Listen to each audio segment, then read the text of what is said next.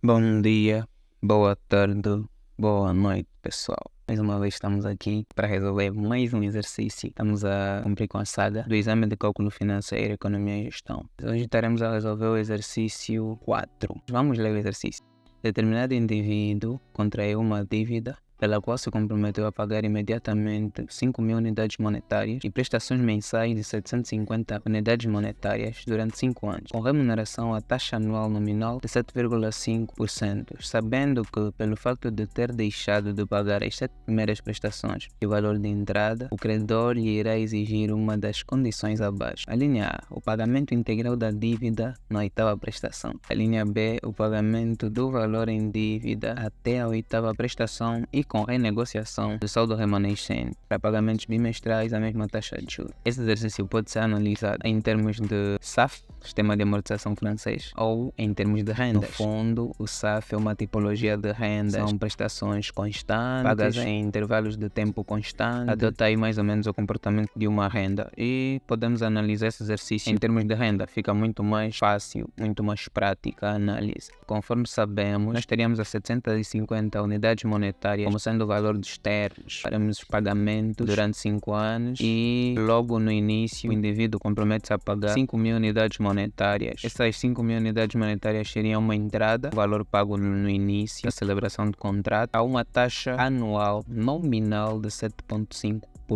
Temos aqui uma taxa nominal, as nossas prestações são pagas mensalmente, a necessidade de homogeneização. Em seguida temos, sabendo que pelo facto de ter deixado de pagar as 7 primeiras prestações e o valor da entrada, o credor lhe irá exigir uma das condições abaixo, ou seja, o indivíduo que tinha que pagar prestações mensais durante 5 anos, deixou de pagar as 7 primeiras. Por conta disso, o credor lhe disse, olha, ou pagas a totalidade da dívida na 8ª prestação, ou pagas o valor em dívida até a 8ª prestação e vamos renegociar o saldo remanescente para pagamentos bimestrais com a mesma taxa de juros. O credor fica desconfiado, talvez o camarada não chegue a honrar com as dívidas, já começou mal, então paga tudo na 8ª prestação. O que é que acontece? O que não foi pago são as 7 primeiras prestações, teriam de ser reportadas até a 8ª prestação, teríamos que achar qual seria o valor delas até a 8ª prestação, e no momento 8 encontrarão também a própria 8ª prestação, e tudo que está por se pagar terá que atualizar. O que está depois da 8ª prestação do momento 8 terá que atualizar até o momento 8, e por conta disso, atendendo o valor temporal do dinheiro, é justo que as prestações que seriam pagas lá mais à frente, estão a ser pagas hoje, tenham o seu valor reduzido e por conta disso o devedor pague menos.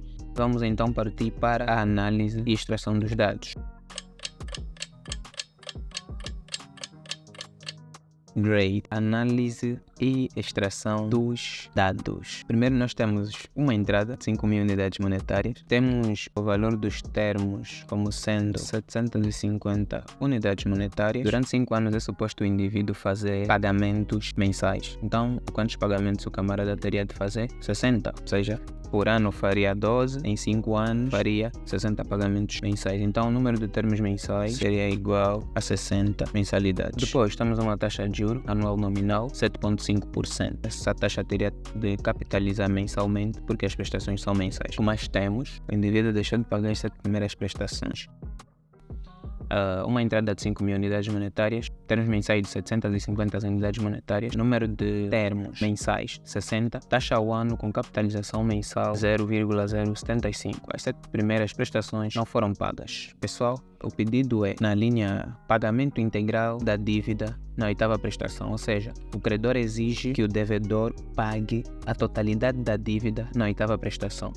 Nós teríamos que achar um pagamento que corresponderia a todos os termos sendo reportados ao momento 8. Todos os termos que não foram pagos teriam que capitalizar, não foram pagos quando deviam ser pagos. E quanto mais tempo tu ficas com o dinheiro, mais justo é que pagues mais do que o inicialmente devido. Os termos que não foram pagos até aqui capitalizariam, agregariam valor a si, formariam juros. Os termos que estão por se pagar atualizam, porque se ele já não vai pagar as mensalidades que restam nos meses que deviam ser pagos, é justo que ele pague menos, porque ele está a antecipar os valores. Por conta disso, os valores atualizariam termos mensais e por conta disso nós teríamos que usar uma taxa mensal. Homogeneização da taxa, alterar o período que a taxa está reportada através da proporcionalidade, temos uma taxa reportada ao ano, queremos reportá-la ao mês, vamos dividir por 12. A nossa taxa ao ano com capitalização mensal a dividir por 12 nos daria a nossa taxa ao mês com capitalização mensal. Good. Teríamos aqui a aplicação da proporcionalidade. Temos a descrição toda aqui à nossa direita, pessoal. É só darmos uma olhada e a nossa taxa ao mês seria igual a 0,00625. Good. Feita a extração dos dados, vamos analisar o que seria, em termos de diagrama, o exercício todo.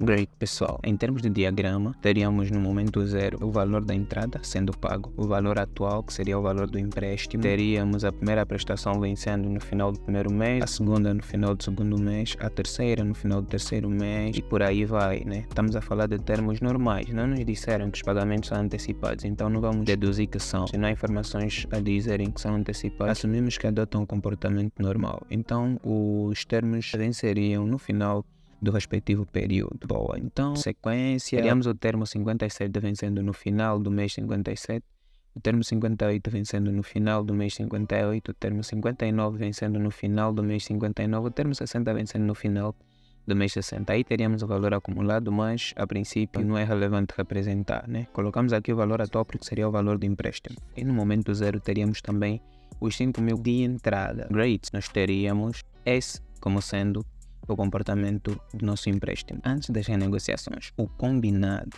Então o que acontece, pessoal? O devedor deixa de pagar os 7 primeiros termos e por conta disso o credor apresenta a primeira proposta aqui na linha A. Paga integralmente a dívida na 8ª prestação, por favor. Tudo teria de ser reportado até o momento 8, ou seja, tínhamos que procurar achar um pagamento que corresponderia a todos os termos no momento 8. Então, os valores que não foram pagos agregam valor a si, capitalizam, rendem juros e o que tem de ser pago lá futuramente atualiza, perde valor. Se eu tinha de pagar daqui a 60 meses e tu estás a me cobrar agora, é justo que pague menos. Sofrem um desconto. Então é isso que vai acontecer, pessoal. Nós teremos que estabelecer uma equivalência entre os capitais no momento 8 para sabermos quanto é que equivaleriam todos os nossos termos no momento 8. Os 8 primeiros termos capitalizam até 8, os termos restantes, no caso 60 menos 8, atualizariam até o momento 8. A entrada não foi paga, ficou nas mãos do devedor. Por conta disso, capitaliza até o momento 8, rende juros. O primeiro termo ficou com o devedor, também rende juros até o momento 8, capitaliza até o momento 8. E acontece com todos os termos que não foram pagos. Já os capitais que ficaram por se pagar no momento em que se encontra lá, momento 57, 58, por aí vai, não valem o mesmo que valeriam se fossem reportados ao momento atual, se fossem descontados. Pessoal, o que faremos?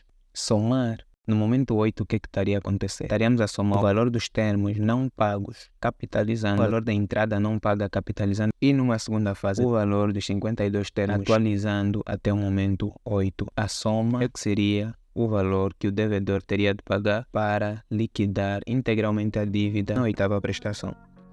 Então vamos a isso, pessoal. Fórmula e resolução da linha A. Seria capitalização de 8 termos e atualização de 52 termos. Tão simples quanto isso, pessoal. O que é que teríamos de fórmula? O valor acumulado de 8 termos. Reparem que inclui o 8º termo, porque também não foi pago. Terá de ser pago no momento 8. Para o valor atual, teríamos 52 termos atualizando. Teríamos que achar o valor dos 52 termos no momento 8. Eles atualizariam, perderiam valor, seriam descontados. Não se reduziriam a 0, obviamente, né? Mas eles nos momentos 57, 58, 59, 60 não valem o mesmo do que eles no momento 8. Então estamos simplesmente a estabelecer uma equivalência entre todos os termos no momento 8. O nosso pagamento seria a soma entre o valor acumulado dos 8 termos, o valor atual dos 52 termos e o valor da entrada capitalizando até o momento 8. Porque a entrada não foi paga também, ficou retida, formou juros, terá de ser paga, terá de ser compensada no momento 8. Então, em termos analíticos, em termos matemáticos, o nosso pagamento seria igual a isso que temos aqui à direita. A soma entre tudo isso seria o nosso pagamento. Substituindo os dados, temos isso. E como valor do pagamento teríamos 44.597,42 unidades monetárias. A linha A feita. Vamos partir para a linha B. Prontos, na linha B, o credor propõe o seguinte: pagamento do valor em dívida até a oitava prestação, renegociação do saldo remanescente para pagamentos bimestrais, a mesma taxa de juros. Então, o credor teria de pagar o que deve até ao momento 8 e os 52 termos restantes teriam de ser pagos bimestralmente. O que faríamos é calcular o valor em dívida até a oitava prestação, seria o valor acumulado dos 8 termos, mais o valor da entrada capitalizando até o momento 8. Se nos lembrarmos, nós já temos isso, pessoal.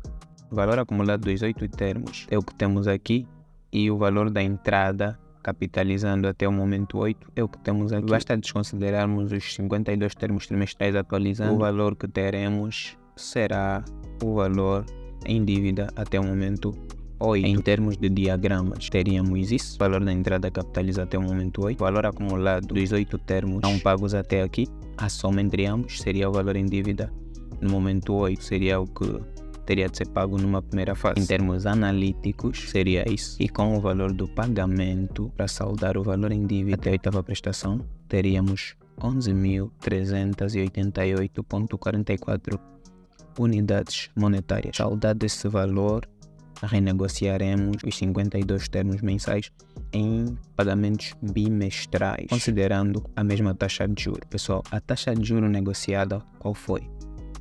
A taxa ao mês de 0,00625?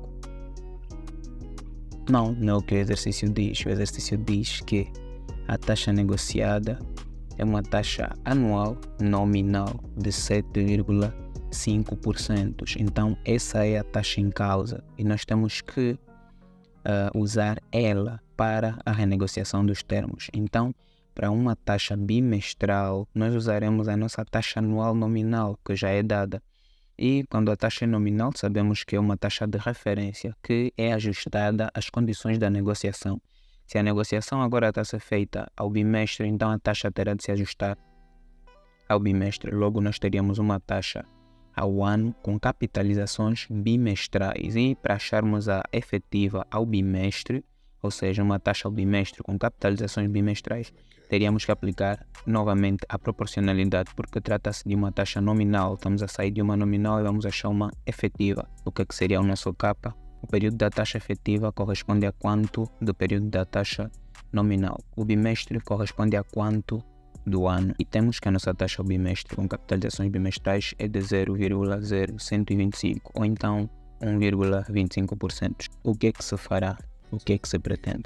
A renegociação do remanescente em termos bimestrais. O que é o remanescente? O que é que falta? O que é que há por se pagar? Pessoal, é o que já vimos aqui. O que falta por se pagar é o valor dos 52 termos, atualizando até o momento 8. Então hoje, no momento 8, se liquidarmos o valor em dívida até a oitava prestação, o que é que resta por liquidar?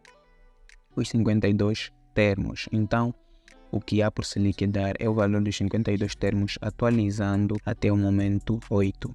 E nós já vimos aqui, isso é igual, é a parte que foi excluída na linha anterior para o cálculo do valor em dívida até a oitava prestação, a última parte da nossa equação. Daí surge o valor que falta por se liquidar, nada mais nada menos do que os nossos 52 termos, atualizando até o momento 8. O novo valor atual, o novo empréstimo, o novo valor em dívida seria igual aos 52 termos que atualizam até o momento 8. Em termos de fórmulas, teríamos isso.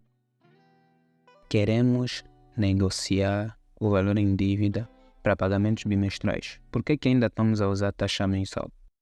Porque são os termos mensais que atualizam. Se queremos saber qual o valor em dívida, nós precisamos atualizar os termos que até então vigoram. Só a partir daí, só tendo em conta este valor em dívida, é que vamos renegociar para pagamentos bimestrais, aplicando então a taxa bimestral. Então são termos mensais que atualizam para se saber qual o valor em dívida, a razão pela qual estamos a usar taxa mensal. Só quando efetivarmos a renegociação para o cálculo dos novos termos, que já serão bimestrais, é que vamos usar a taxa bimestral. E o novo valor em dívida é nada mais nada menos do que 33.208,98 unidades monetárias. Este será o valor a ser renegociado em pagamentos bimestrais. Será o nosso valor atual.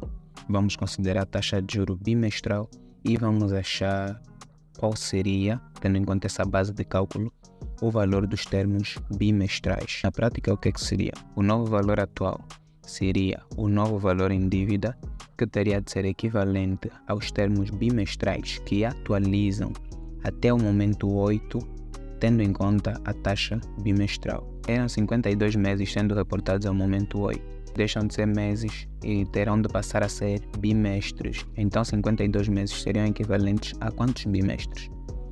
26. Feito isso, a nossa única variável são os termos bimestrais e com o valor dos termos bimestrais teríamos 1503,94 unidades monetárias. Mais um exercício feito, pessoal. Partilhe o canal para ajudar mais pessoas. Um abraço, estamos juntos.